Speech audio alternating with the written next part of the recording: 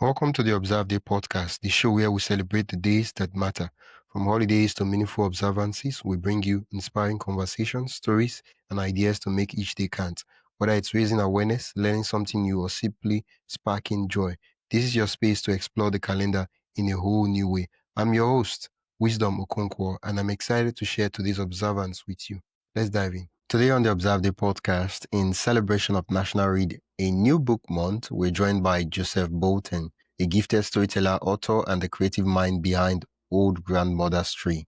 Joseph is known for weaving together history, culture, and folktales into narratives that connect the past with the present. His work reminds us that every culture carries timeless stories, tales that help us see ourselves, our families, and our communities in new ways. In this conversation, we'll explore how folktales enrich our reading lives, why discovering new voices matter, and how stories carry cultural memory forward. Welcome to the podcast, Joseph. Thank you. Glad to be here again with you. Yeah, I just want us to start with the holiday. Why do you think National Reading New Book Month is a holiday worth celebrating? Well, for one thing, books are one way you can actually read and hear the thoughts of another person in your own head. An author wrote those words down on the page. That's what that author was thinking. So if you That want to is, know what someone thought hundreds of years ago, you can pick up the right book and read that thought. And you can never run out of books. You can read a book a day your entire life, and there's always a book. And every book is a new adventure. yeah. Wow, I never really saw it that way. So it's if there's someone you really want to see what they were thinking and hear them talk to you, just pick up the book they wrote. And yeah, thank you for that perspective.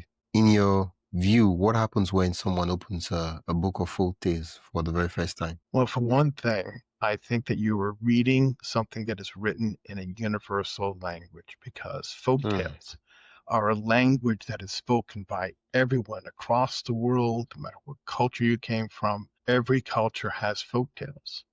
And folktales are a way that you can also understand how your ancestors thought and what the ideas that they were thinking of and their ideas of living a good life. And all folk tales appeal to everyone, no matter what culture that folk tale comes from. If you read that folk tale, you're going to immediately recognize the similarities with folk tales in your own culture, and you will enjoy that story. So you know that when you Yeah. open a book of folk tales, you know you're going to be entertained and enlightened. Yeah. Well, well, you mentioned the word universal. Why is this? Why is the folktales universal? Why would you say that it's universal? And well, for one thing, folk tales always speak about living a good life, living a Okay. virtuous life. And many folk tales have lessons learned. And sometimes you learn positive lessons because the characters in the folk tales do something good. Yeah. Sometimes you learn a negative lesson, as you learn by example, as a character in a folk tale, especially a trickster kind of character, does something that is bad and brings disaster upon himself.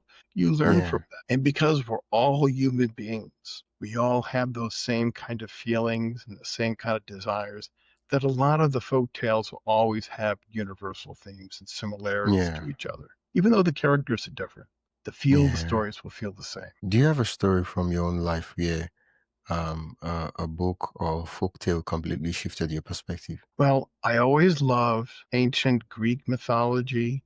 I loved Roman mythology, which is kind of closely related to that. But as a child, I would always love to read those, and especially the adventures of Hercules as a in folktale mythology. But I also Yeah. loved Aesop's fables as well. Oh, okay. At the beginning of the episode, I did read the intro, and one of the things I mentioned is that, oh, he's the author of Old Grandmother's Tree. What inspired you to create Old Grandmother's Tree and bring that folktale into the world? Well, I was really inspired by the story of my ancestor. She was an Algonquin named Mitio Goku. And when she was 22 years old, a young woman living in Canada back in the 1600s, uh, there were some raiders that came up from the south, attacked her village, and her husband was killed, and her two small children were kidnapped, and she never saw them again. So at 22 years old, she lost everything. But at the very end of her life, right after she died, when she was 68 years old, the priest in her village wrote of her that Mitio Goku lived a full life with dignity, respect, and love, a courageous and loving Algonquin woman.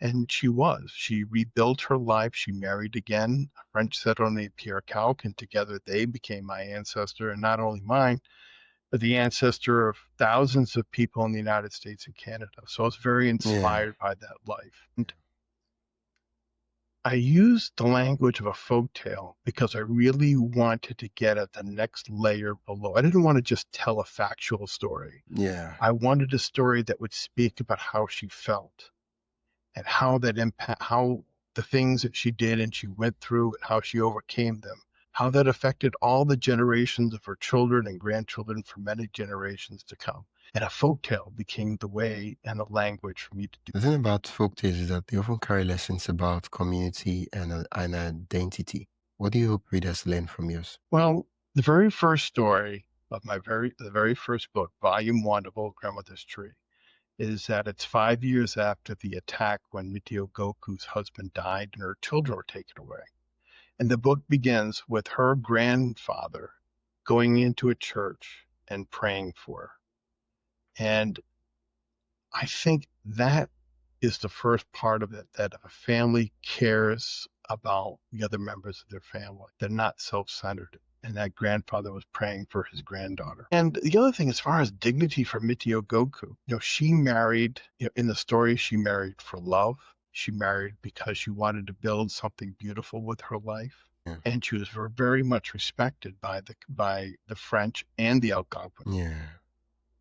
Oh, just knowing that in times like that, that there's someone there to share in that pain and It is. And when you think about it, I'm always amazed. When you think about young people today at 22, most people, they're just starting on their lives and they're still barely out of their teens. But here she is at 22, Hyogoku, my answer, when she lost everything.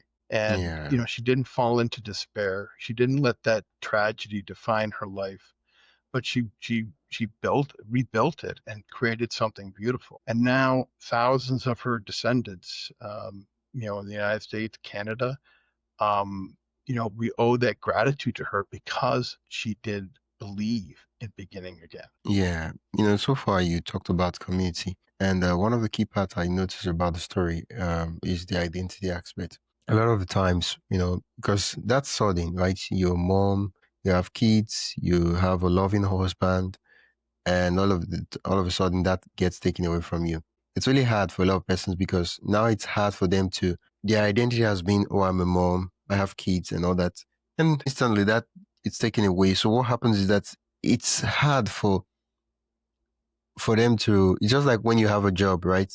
You're the what's the word, the VP of a company and you lose the job. For a lot of persons, the least time to commit suicide because now they're like, who am I? They have this existential crisis because the identity has been based on I am the VP of a company. People, I say things and people do what I say, right? And now that they don't have any of those things, what happens is that they start questioning their life. They're like, oh, what is all this? What am I doing? And that's just for jobs, but it leads people to commit suicide, let alone in a situation when you lose all the people that are dear to you and close to you all of a sudden. And for me, it's the fact that she moved on to live a new life and rebuild again. That for me is quite admirable and inspiring. Before we dive deeper, I'd love to invite you to join the Observe Day newsletter. Every week, I send you highlights of upcoming observances, creative ways to celebrate, and behind the scenes extras from the shows. It's the perfect way to stay inspired and never miss a meaningful moment. Sign up today at observeday.com/join. That is observeday.com/join. Now let's get back to the conversation. It is. It is. And that beautiful eulogy that the priest wrote of her, I always think of it as probably the most effective eulogy ever written. Some people, when they talk about a person, relatives died, they'll talk for 20 minutes, 30 minutes, and even longer. But yet Yeah, this priest told basically two simple lines, and he said so much about her life. And it's really that was so important because I was able to use that eulogy, the fact that she lived a life of dignity, respect, love, and yeah, courage, and I was able to build a whole story around that. That's why it was so key. But to me, it's like the most beautiful eulogy. If I die, and if all someone can say is that Joe Bolton lived a full life with dignity, respect, love, and courage, then I will have done well. I will have lived a good Yeah. life, and it's aspirational for all of us. Yeah. Yeah.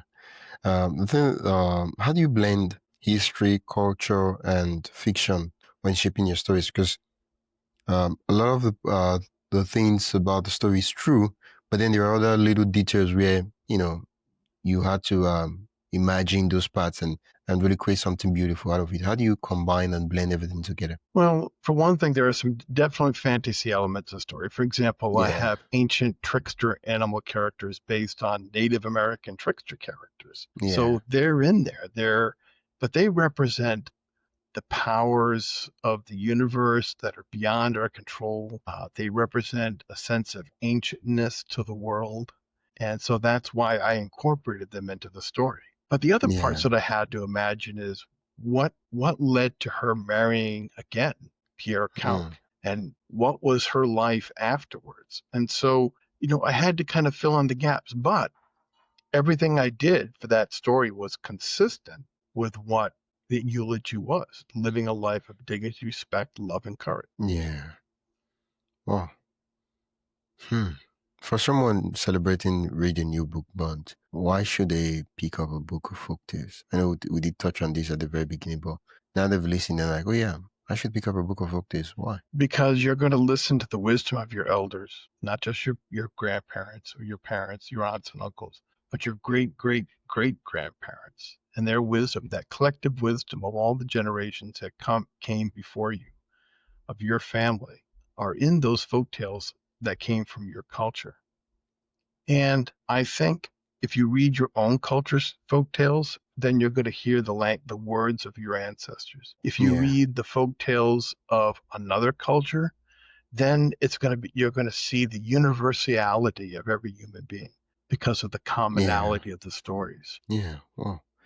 Um, what what do folk tales reveal about cultural roots, and why is reconnecting with them important today? I guess we could also rephrase the question as, how has um folk tales revealed, what has folk tales revealed about your own cultural roots, and why has reconnecting with them been important for you?